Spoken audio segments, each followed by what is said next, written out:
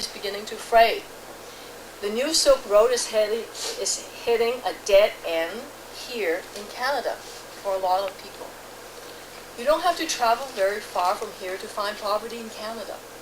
Child poverty exists here in this wealthy country, here in this wealthy province, here in this wealthy city, and here at the doorstep of this great university.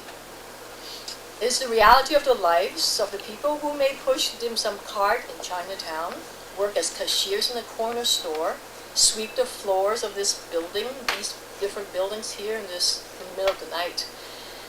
And because of this reality, 1 in every 6 children in Canada lives in poverty. 1 in every 6. In Toronto, the level is even higher, 1 in every 3. Poverty is more concentrated in urban areas where people may find jobs, but also higher costs of living. And that's the sad reality in Canada. For all children, 1 in 6 lives in poverty. For visible minorities, the figure climbs to over 30%. 1 in 3. For all immigrants, 40% lives in poverty. So, by the way, do 40% of Aboriginal children. And for recent immigrants, those who have immigrated here in the last 10 years, the number is even more heartbreaking. It is 49%. That is half. 1 out of every children of recent immigrants lives in poverty. That's Stats 10 figure. This is a national disgrace. It's a disgrace, not a dream. It is the reality that immigrants are beginning to realize, and it's getting worse. What is even more disgraceful is that many of these immigrants have very good qualifications and had a better existence in their home countries before they came here. But we don't recognize their credentials, and even though we need doctors, nurses, dentists, engineers, technicians, we don't provide adequate settlement services anymore. Most of these parents are working. We're talking about working families here. 1/3 of these families have at least one parent in full-time job. The vast majority have 1 or 2 parents with several part-time jobs. Not a lot of time left for the kids. But on minimum wage, the income of these families may be about $17,000 a year. And what can a family of 4 afford? When you pay rent and heat and food, what's left? Not much of a dream and not much silk in that road. And so much for the fabled riches of the West. So I want to encourage you to find out for yourself. Check out the website campaign2000.ca. That's Canada's leading anti-poverty group. It's dedicated to making child poverty history. The reason for this name, you might know, Campaign 2000, has special resonance for me.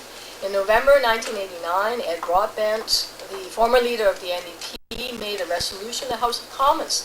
It said, and I quote, "This House seeks to achieve the goal of eliminating poverty among Canadian children by year 2000. And that resolution won unanimous support from every member of Parliament, every party. But we're far from achieving it. In fact, they've gone worse. We saw a decade of cutbacks, whether it's the provincial or the federal government. We know there are things we can do. So just yesterday, Campaign 2000 held a press conference to draw attention to this issue. They're calling on the Ontario government and the federal government to take action. And there are 5 clear measures. Childcare. Build high-quality, accessible, affordable childcare here with the spaces working families need.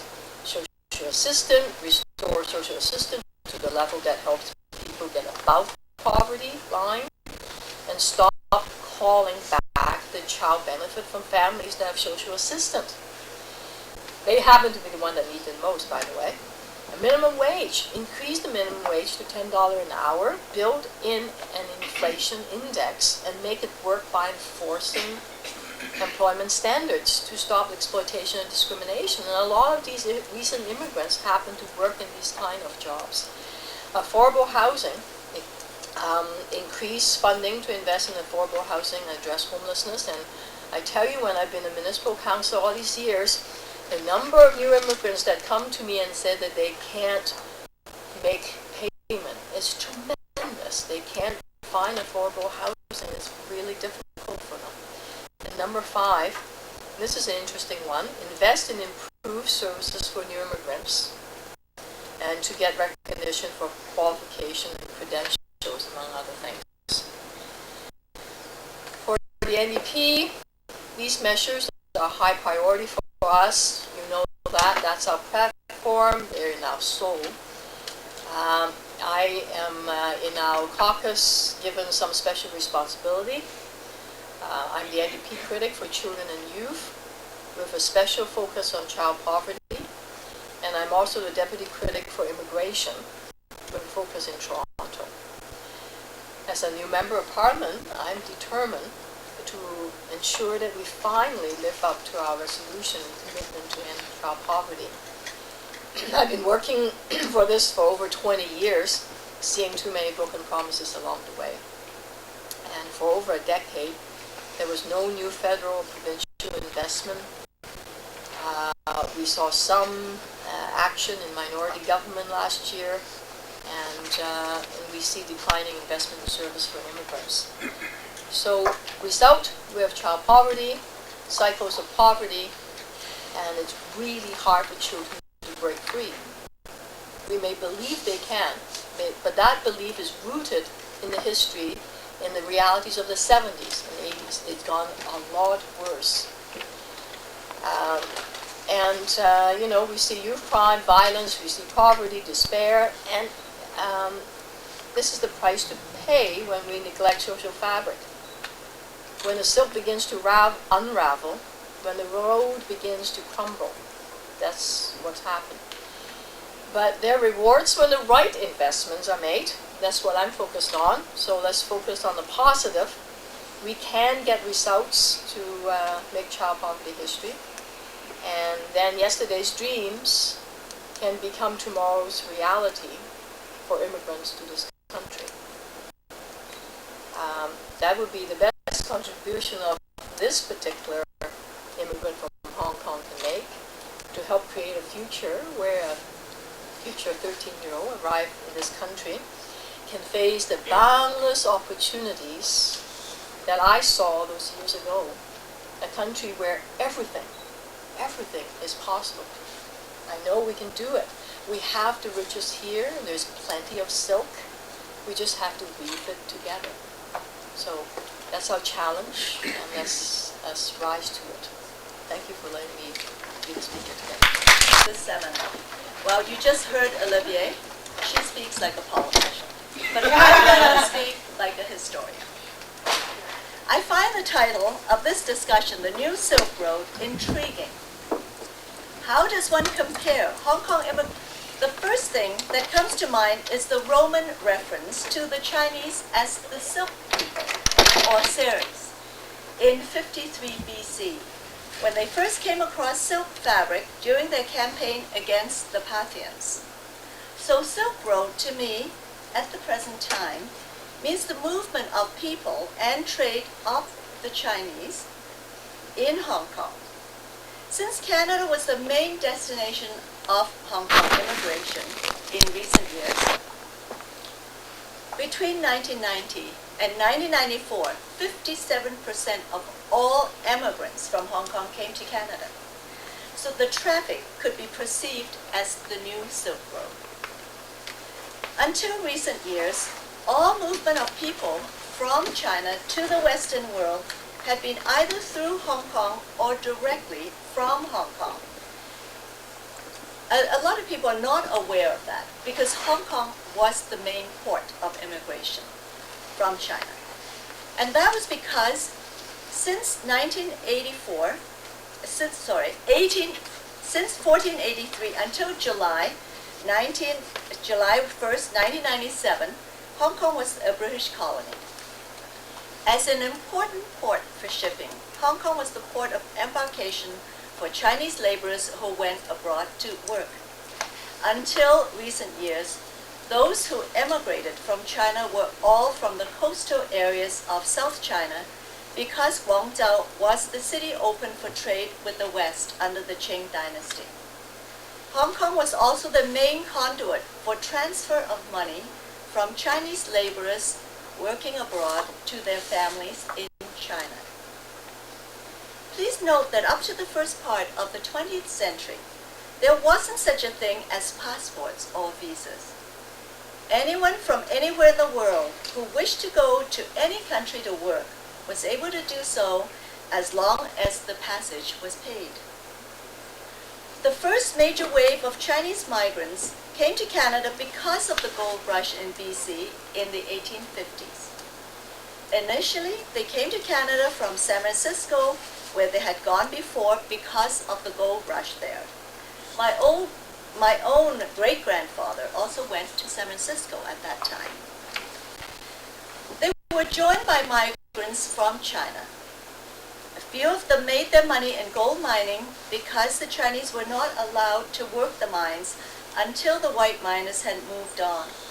Most of them ended up working as ranch cooks, houseboys, market gardeners, or opening laundries and restaurants. The next wave of Chinese migrants who came to Canada at the end of the 1870s were laborers brought in by contractors to build the most difficult section of the CPR in British Columbia. Some were railwaymen who had worked in California, but the majority of them were poor peasants from South China. The reason for the push factor of Chinese emigration from Guangdong province was a large increase in population in the 19th century, and there just wasn't enough land to feed the people, so many left in order to make a living. When the CPR was completed in 1885, the Dominion government tried to stop more Chinese from entering Canada, and a head tax of $50 was imposed in 1885. This did not discourage Chinese from entering Canada, so the head tax was increased to $100 in 1900 and to $500 in 1903. Even this amount was not enough of a deterrent, and in order to keep Canada a white country, Chinese immigration was stopped by the Immigration Act of 1923, also known as the Chinese Exclusion Act. All this has been very much in the news in recent months, especially during our federal election. With the imposition of the head tax and Chinese exclusion, Canada had followed the policy of the United States towards the Chinese. The Chinese communities were mainly made up of poor laborers, since the wealthy and the educated did not leave China, with a few exceptions of enterprising merchants and school teachers who taught at the Chinese schools abroad. For that reason, the image Canadian society had of the Chinese were that they were poor, dirty, and willing to accept lower pay than white workers. Up to this point, it is important to note that there were very few Chinese women in Canada. This was primarily due to the Chinese tradition that women were expected to stay home to look after their mother-in-laws, raise their children, and tend to the graves of the ancestors. Besides, the men were only abroad with the hope of making enough money to send home to help to support their families and to retire back in their villages in later years. There were some men who wanted to bring their wives, but the expense was prohibitive to the majority of laborers. Besides, they were living in conditions not suitable for couples. The few Chinese women in Canada were mostly wives of merchants, school teachers, and ministers of the church or their household servants. For that reason, the Chinese communities were known as bachelor societies. There were few Chinese children born in Canada, and they were denied Canadian citizenships. Between 1923 and 1947, because of Chinese exclusion, only a handful of Chinese entered Canada. After the Second World War, Chinese Canadian veterans, Chinese community leaders such as Jean Lum, as well as other human rights activists, lobbied the federal government to repeal Chinese exclusion from the Immigration Act and, at the same time, to give citizenship to Chinese residents in Canada. This opened the door to further Chinese immigration as well as family reunification of Chinese Canadians. So where does Hong Kong come in? Hong Kong remained the main port of embarkation for the Chinese from mainland China who wished to emigrate abroad. Right after the Second World War, the Civil War in China was a major push factor in Chinese emigration, while the change in Canadian immigration policy, particularly with respect to family reunification, was a major pull factor. When the People's Republic of China was established in 1949, with the subsequent closing of the Chinese border to the outside world, Hong Kong remained the only port for those in China who wished to emigrate, if they were able to cross the border to Hong Kong. One hears of stories of escape over the border in Sumdun, or by water on leaky boats, and a few actually swam to Hong Kong. The majority who managed to get to Hong Kong stayed and became citizens there.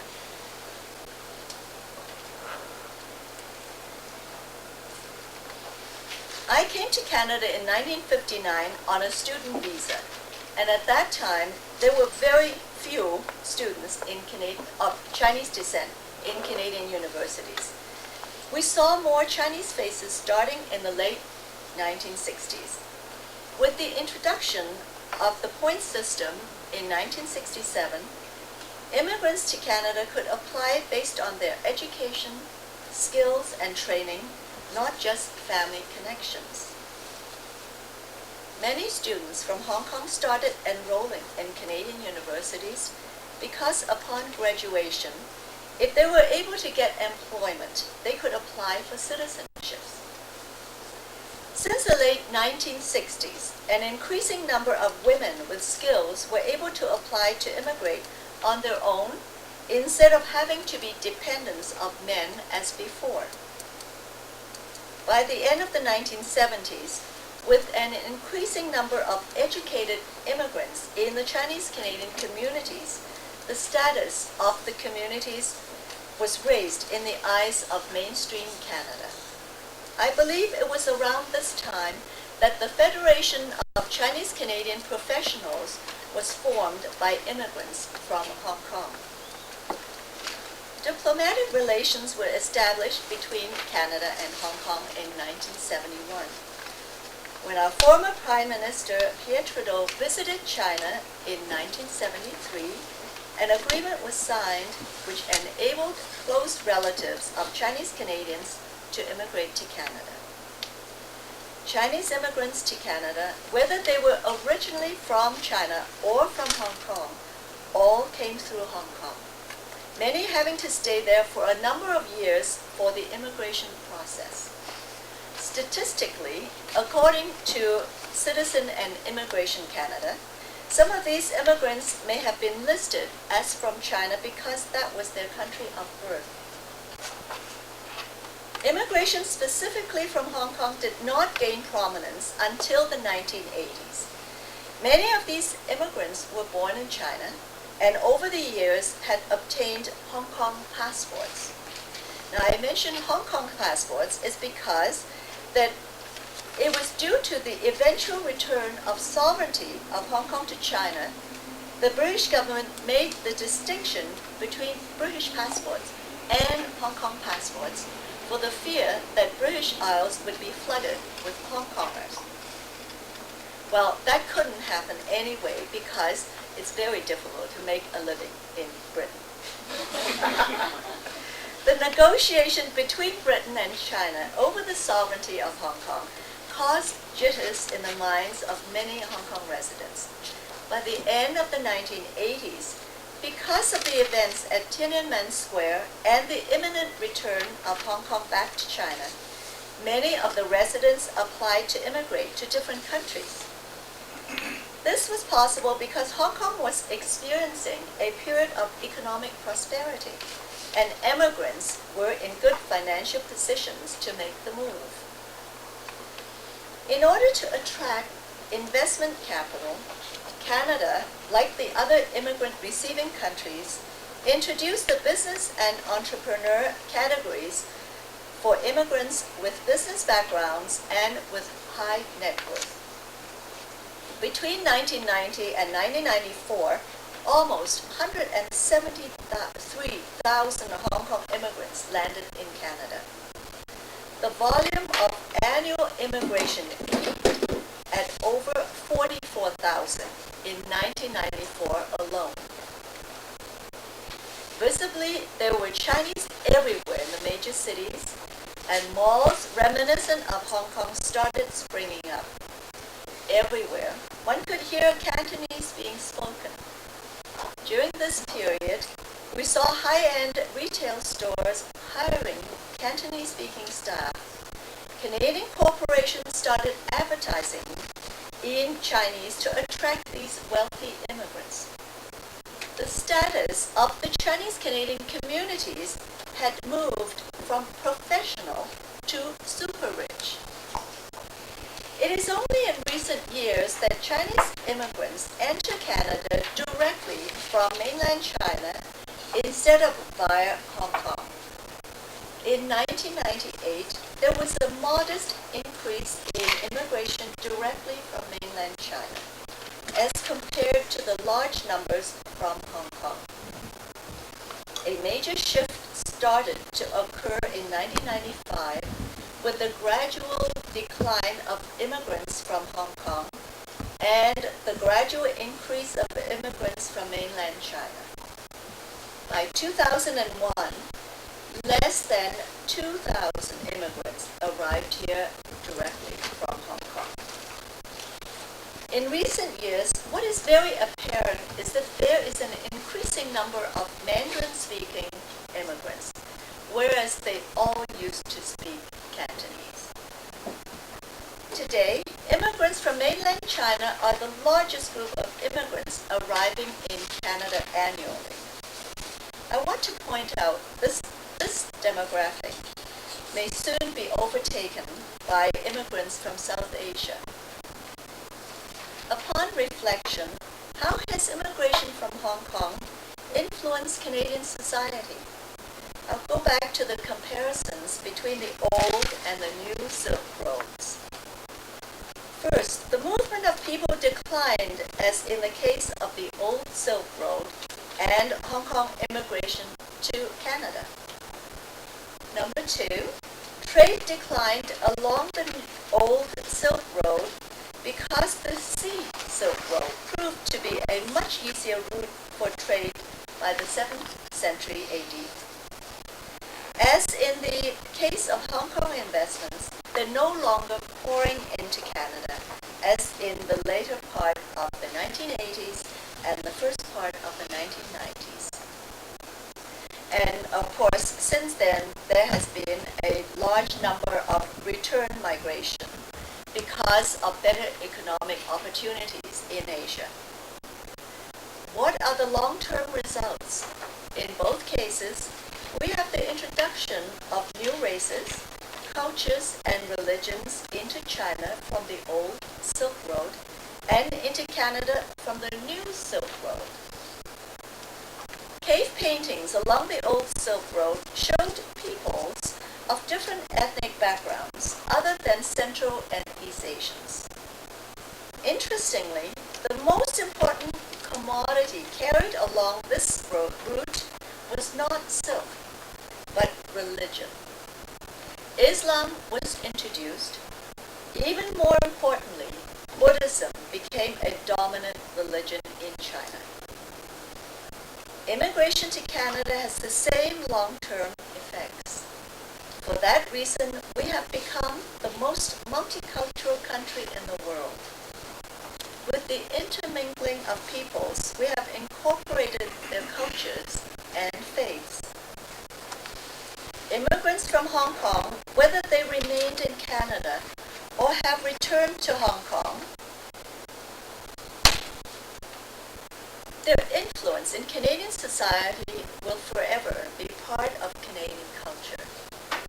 Students from Hong Kong have brought their competitiveness to our schools, and the food culture in Canada is greatly influenced by Chinese cuisine. Religions, such as Buddhism, are increasing in influence. What is even more important to Canada as a whole, the immigrants from Hong Kong have helped to build a bridge between Canada and the ever-growing economically powerful China, which will forever benefit Canada as a country. Thank you.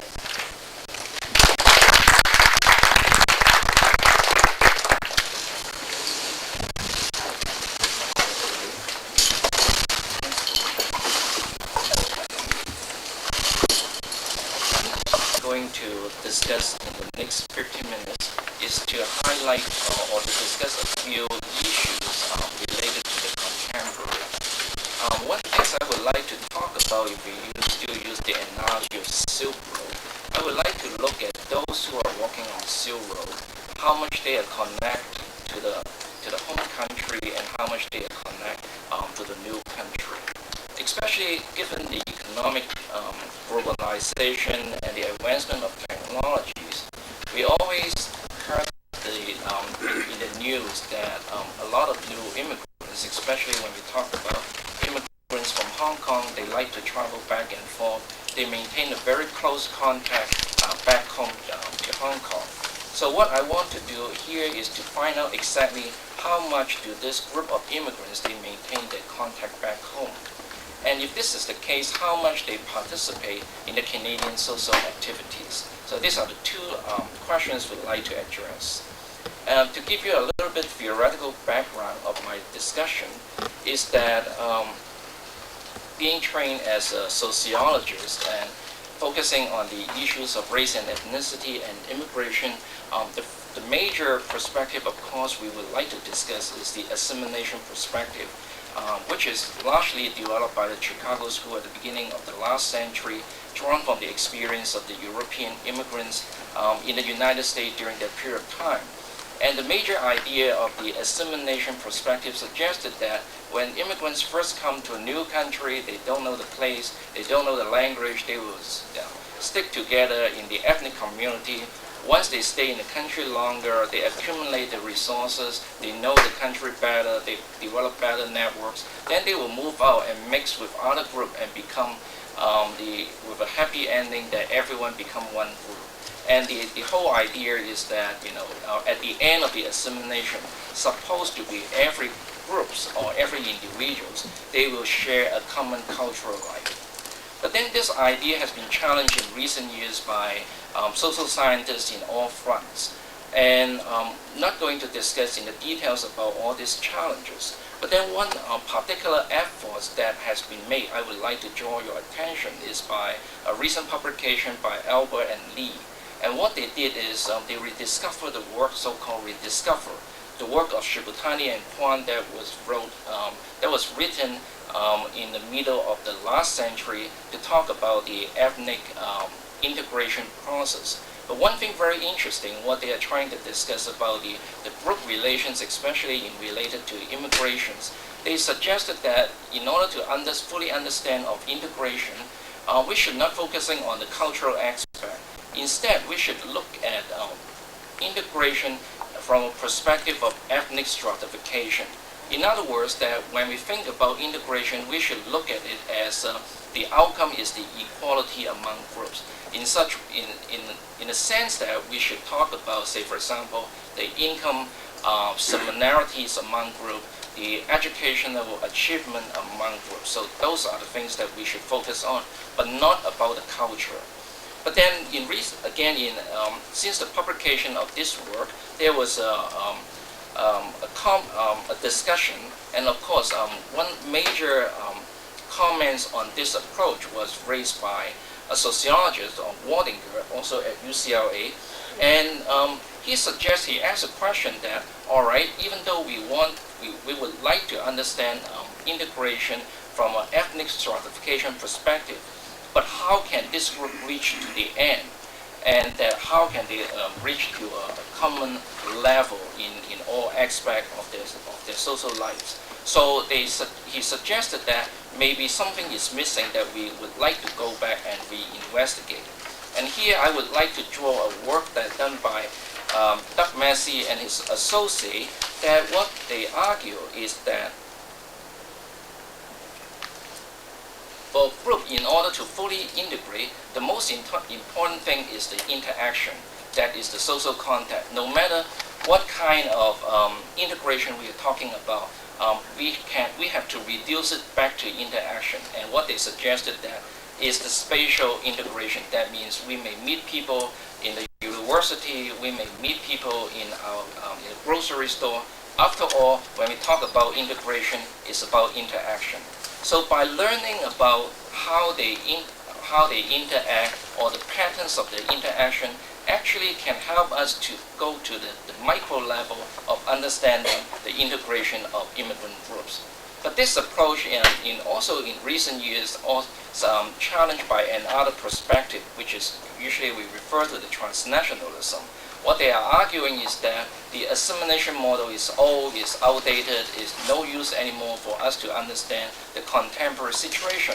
The reason is because of the advancement of the technology, the globalization, financial capital moving back and forth, and human migration is all-time high, people moving from one location to another.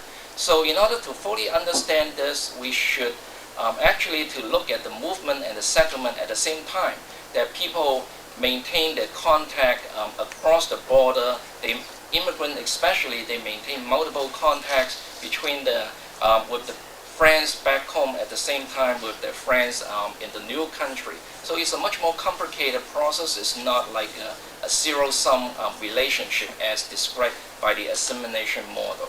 So with all this understanding, what we are going to do in the next few minutes is to explore the transnational ties of the Hong Kong immigrant groups as compared to other Chinese immigrant groups.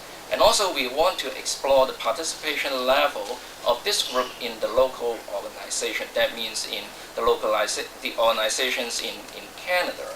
And this is drawn from a recent study that I just completed, is to look at the immigration and new economy, which I collect about 15,000 cases in the last fall, and about 300 cases of Chinese ethnic origin. And here's one of the questions I asked here, is that I asked, first of all, we look at the transnational linkage. I asked in the last 2 years, how many times did you visit your home country? And I look at those immigrants from Hong Kong, and immigrants from mainland China, and the Chinese immigrants from other parts of the world, as well as we compare with the Canadian-born Chinese. As you can see from the left panel, the left graph, you see the majority of Chinese, actually they said that in the last 2 years, they did not visit their home country. For the Canadian-born population, we are referring to the parental home country. So, even, the group we're always referring to, the Hong Kong immigrants, they always travel back and forth.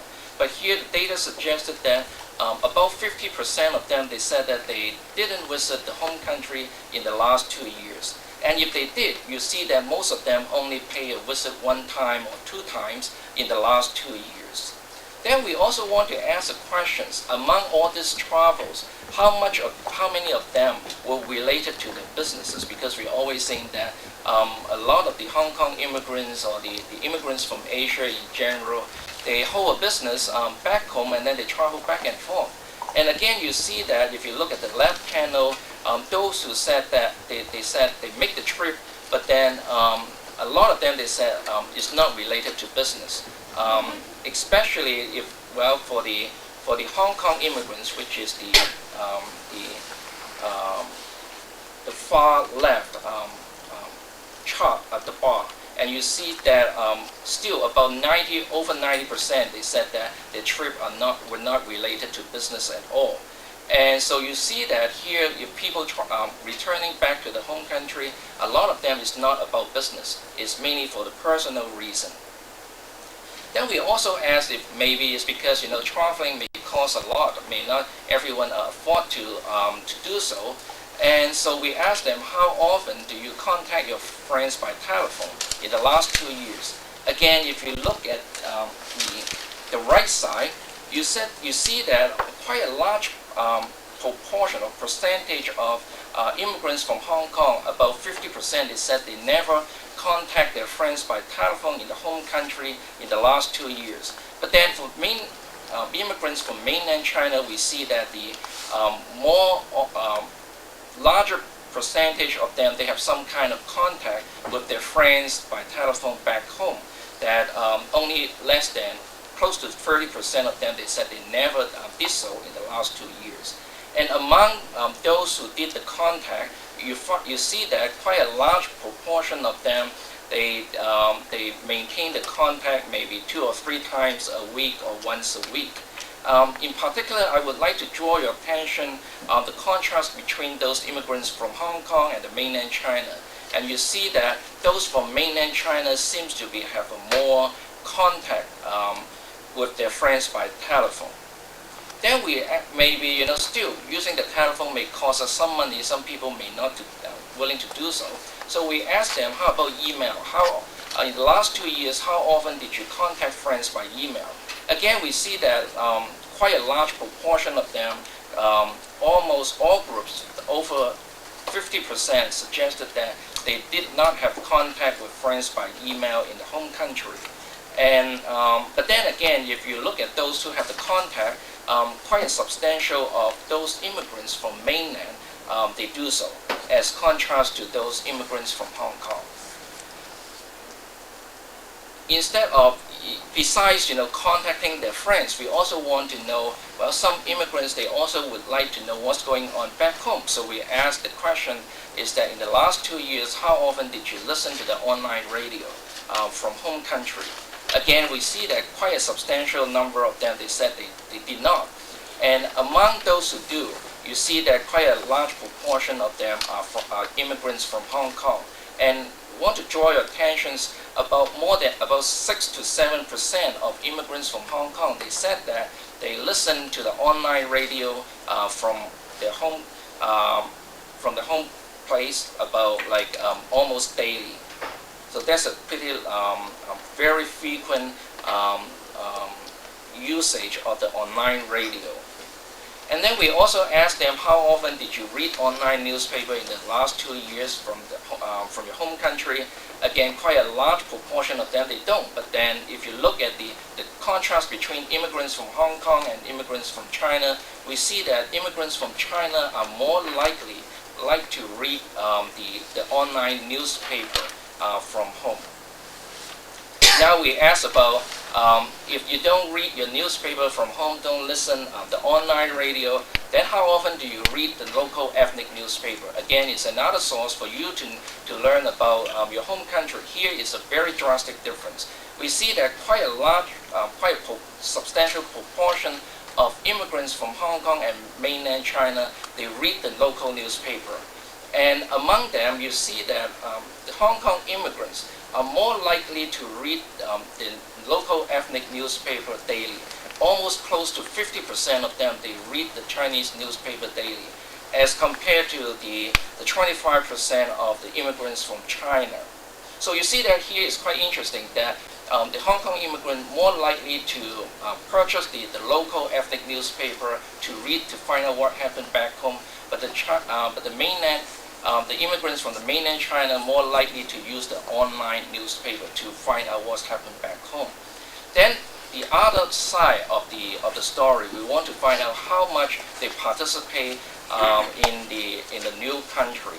And so because we find that most of them actually they don't have much contact back home, or to find out what happened back home. And here we see that we ask them how often they participate in the ethnic or immigrant organizations. All groups below 8%, so it's very low percentage. Then we ask about the sport club and sport team, very low percentage, except the Canadian-born Chinese. They have over 20%. They participate in some kind of sport club and team. Participate in hobby club, again, is very low percentage. Cultural club, again, is very low percentage. And we see that the Canadian-born seems to be a higher percentage, but still pretty low. And service club, again, is pretty low, below 7% of all groups. Community organization, again, very low. Youth organization, again, we see the same pattern, very low. Job-related association maybe is still very low, but then the Canadian-born Chinese a little bit higher, but still we see that very low percentage participation. Political and citizens group, again, we see that less than 2% of them, they do participate, only for the Canadian-born Chinese, but the rest is zero. None of them, they participate in the political and citizen group. So what can we conclude here? That is very interesting. From the transnational perspective, the transnational activities among all Chinese groups, in fact, are pretty low level. But then we find that the participation level of immigrants from mainland seems to be a little bit higher from the immigrants from Hong Kong. And in terms of the participation in the local activities, what do we find here is extremely low level, but then we find maybe the Canadian-born Chinese a little bit higher. So in other words, we see that a very interesting picture that is a low participation in both the transnational and the local activities of the immigrants from, no matter from Hong Kong or from mainland China. So of course, this data require more analysis, but it raised the question, it's suggested, do the Chinese this is the data collected from Toronto. So the Chinese in Toronto, they are experiencing certain types of integration pattern that have not been able to capture by the previous literature that is low level in all aspects. But we haven't been able to find out what are the high level of social participation in what area. I guess I'm going to stop it here and just would like to flow the question. Thank you. Thank you very much. Get my slides up. Toronto. Some of what I'm going to say is going to sound different from what Senator Poy and Senator Fong says, and of course any differences are just merely imaginary. We don't disagree. We all agree on everything, but it's going to sound like we disagree on a couple of things. But first off is I'm going to throw out a term, Pacific Canada. And what I mean by that is not Asian Canada or Asian Canadian or a sense of Asians in Canada, but a new way of conceptualizing, to me, what the history and the present and the future of not just Hong Kong migration, but of the connections between Canada as a society in North America and other societies in North America with those across the Pacific. So it's a kind of way of conceptualizing the Trans-Pacific. Now, why do we need to do that? Because I think that we've been blinded by national conceptions of, quote, immigration, whereas I'm a migration scholar. I think of people moving, I think of objects moving, I think of ideas moving, and they move in all kinds of directions. So for me, Pacific Canada encompasses not just the Trans-Pacific Asian migrants, Chinese, Korean, South Asian, Punjabi, Sikh, who have come to Canada, but also the British and the Canadian civil servants and military personnel who went the other way, in constant motion, constant circularity. And the word circularity to me is key. These are circular migrations. They are not all just one point to another and that's the end of it. Okay? And I'm not just talking about people, but also of objects and ideas. Okay, so where does Hong Kong and Hong Kong migration lie, both historically then and now? Couple things. One, that Hong Kong you can think of as from gateway, and this is Senator Poy also mentioned this already.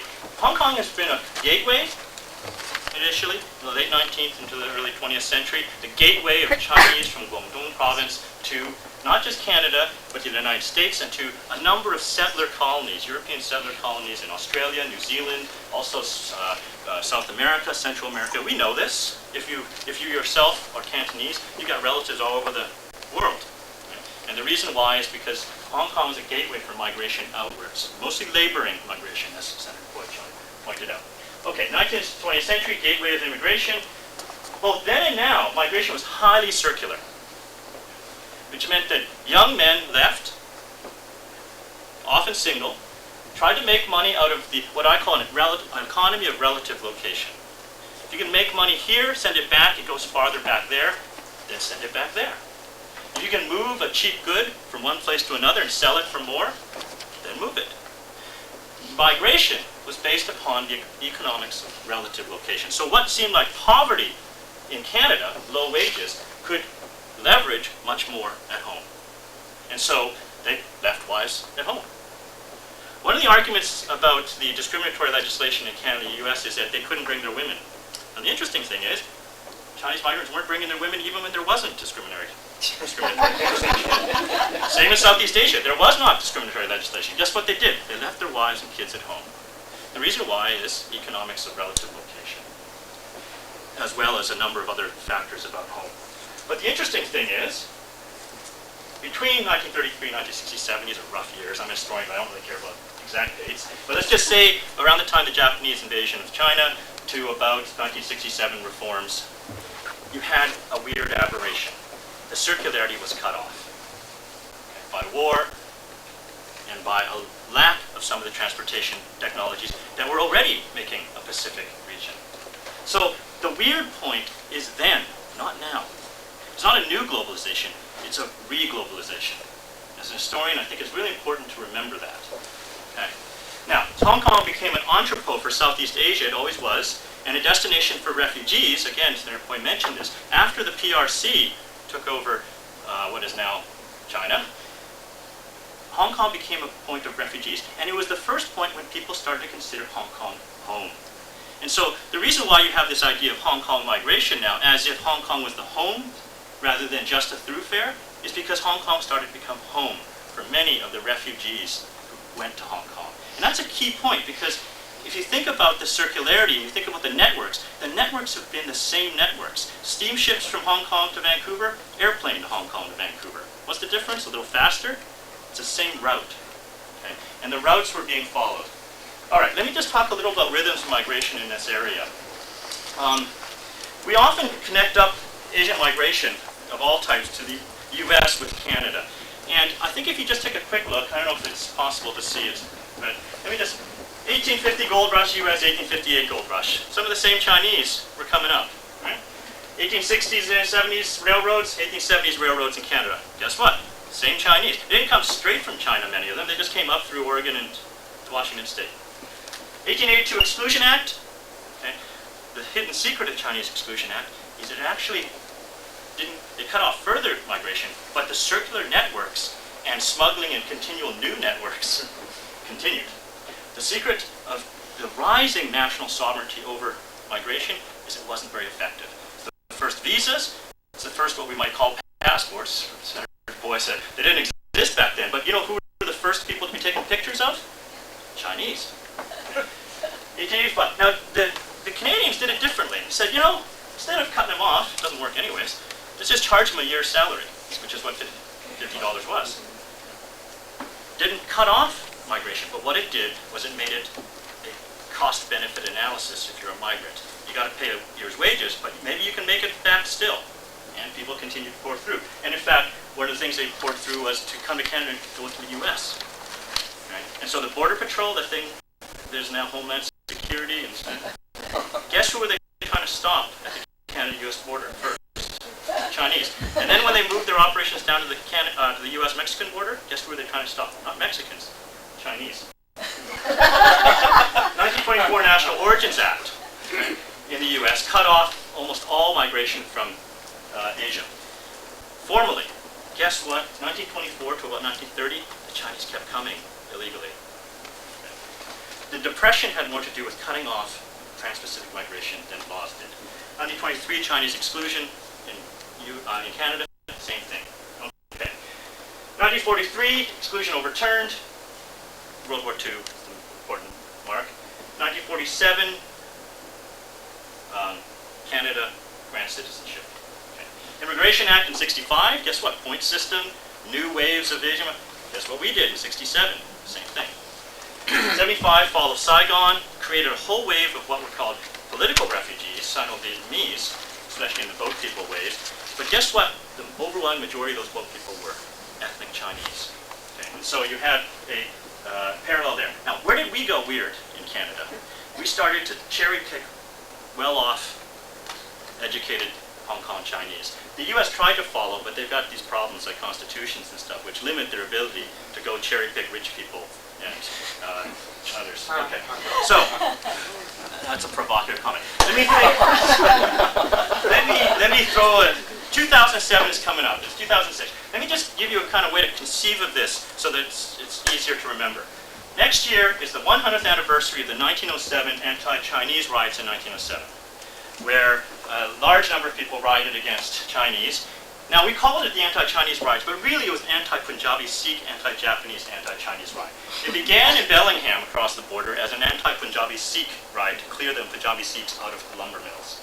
Worked so well, they said, let's take it across the border and let's do it to the Chinese and the Japanese. They were busting up Chinatown in the summer.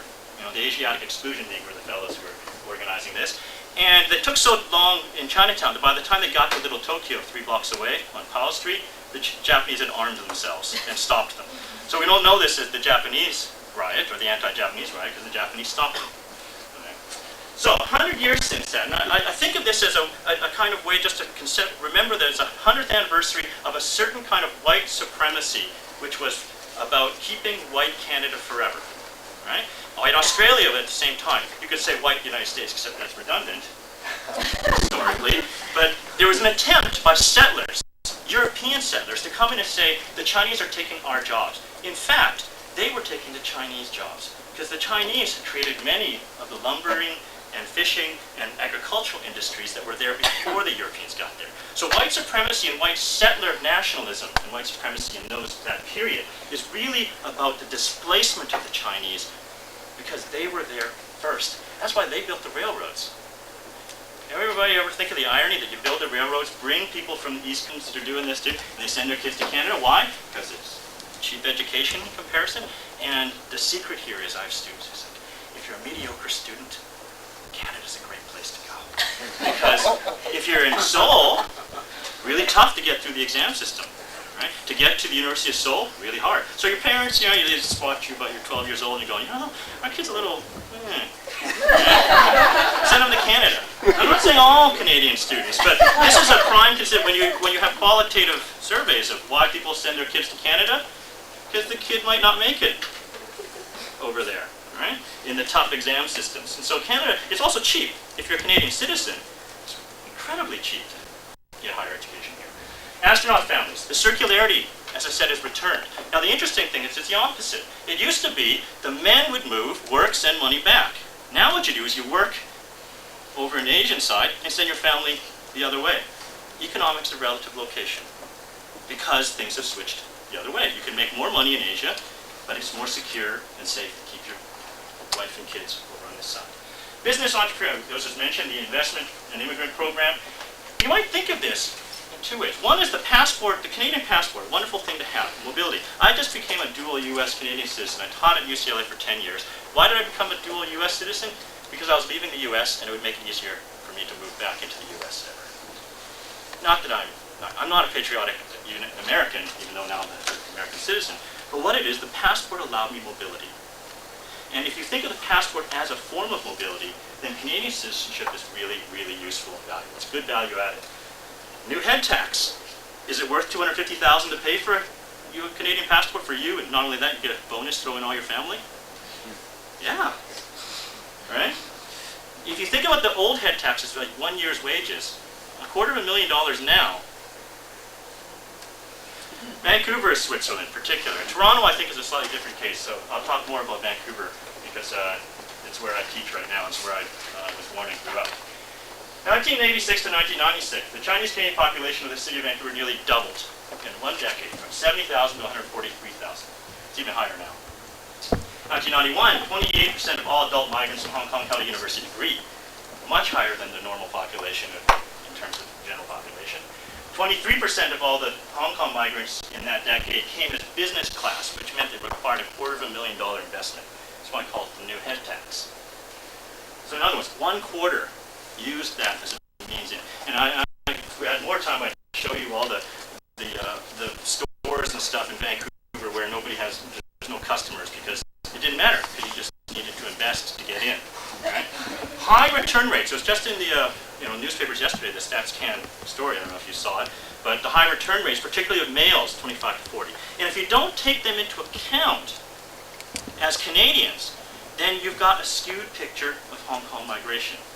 Because you're getting the people who stay for whatever reason. Family reasons, they just don't like the hustle bustle of Hong Kong, they like playing tennis and sort of relaxing. It's also an indication of life sequence. My colleague David Lay and Audrey Kobayashi of Queens have done a wonderful survey on when people would return and why.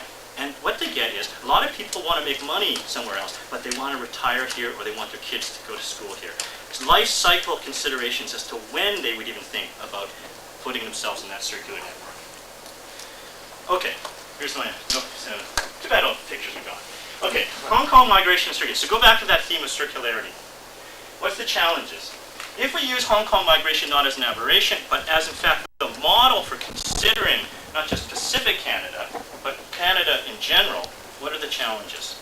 Well, for Revenue Canada, one is people are spending the most productive years somewhere else untaxed, right? So that's a policy consideration for Revenue Canada and for all of us all. But if you think about it in another way, as a challenge of indicating how are we going to reconceptualize Canada as a global society, as a place where being Canadian is in a global society, then I think we have some real challenges to confront and face. That's number two. And that is, right now our ideal of education for higher education as well as K-12 is the second generation. I'll throw out a provocative comment. You are more likely to be a good global citizen and to make money in a global marketplace if you come here as a 12-year-old rather than being born here. Why? Because you come as a 12-year-old, you're more likely to remain bilingual, you're more likely to have languages and a sense of yourself in the world. You've experienced childhood in some other place. You see the difference between Canada as a society and some other place. If you're born here, you're going to be monolingual. Okay? You're going to speak English only, and you're a remedial project in higher education. In other words, we have to spend inordinate resources to take you, a native-born Canadian, and make them useful as a global citizen. They're useless. I am one of them. I was born in Vancouver. Right? My abilities as a bilingual speaker are severely limited because of that. Right? Now, what does that mean? It means that the 1.5 generation actually is the future of Canada, if we are serious about global citizenry. Now, global citizenry is an empty phrase to me. There is no such, what's the body that grants you global citizenry? You know, you've got a United Nations passport or something. Canadian citizenship, as I said, is a gold standard for mobility in the world. It means that if you're in Doctors Without Borders or some NGO like that, if you get in trouble, the Canadian Embassy will save your butt, to use the right, right? That's a gold standard for mobility in the world and an ability to operate in the world for good and for ill, let's just say. And that's why the Canadian citizenship is so valuable. The passports are so valuable. So, who should we be mounting our, I think we underutilize the 1.5 generation as well as recent migrants. We aim, as I said, our education system at the remedial types, the ones who have been born here. And to tell you the truth, it's a poor investment in resources. We need to do a better job in some sense to think of Hong Kong migration as the model, both policy and historically wise, as the way to understand how Pacific Canada has always been. Now, I'm not saying that there's a prescription for all of Canada. I'll limit it rhetorically to Pacific Canada, what I call Pacific Canada, which exists all across the geography of Canada. It's here in Toronto, it's here all the way into St. John's and Halifax. Right? But I think that's the way to think about it, and I think that's the way also that I would say that's the future. I've been involved in a number of things, and I'll end here, sort of around what used to be or what could be called Asian Canadian studies, or looking at Asians in Canada. To me, that's, it's interesting, and I'm fascinated by that, but it's a little too limiting, because I think placing it, as I said, into this larger purview of a region, right, of the Pacific, of the Asia-Pacific would be, you could call it Asia-Pacific, but the Pacific region, where things are going back and forth constantly in a very circular manner, trade goods, ideas, people. That's the way to conceptualize this. And then you leave behind, in some sense, that fascination with assimilation, which is really a local politics and policy of incorporating someone for local reasons. Right? To me, the sociology in a certain sense, as I think Professor Fong has pointed out, has been in the embrace of that Park assimilation school. That's what I wrote my first book on. But that's the problem. We've been in the embrace of this idea of incorporating them. And I think in some sense, if Canada is truly going to open up and take advantage of the resources we have, which is this human capital of people pouring in from all around the world, then we need to do a different thing. Thank you.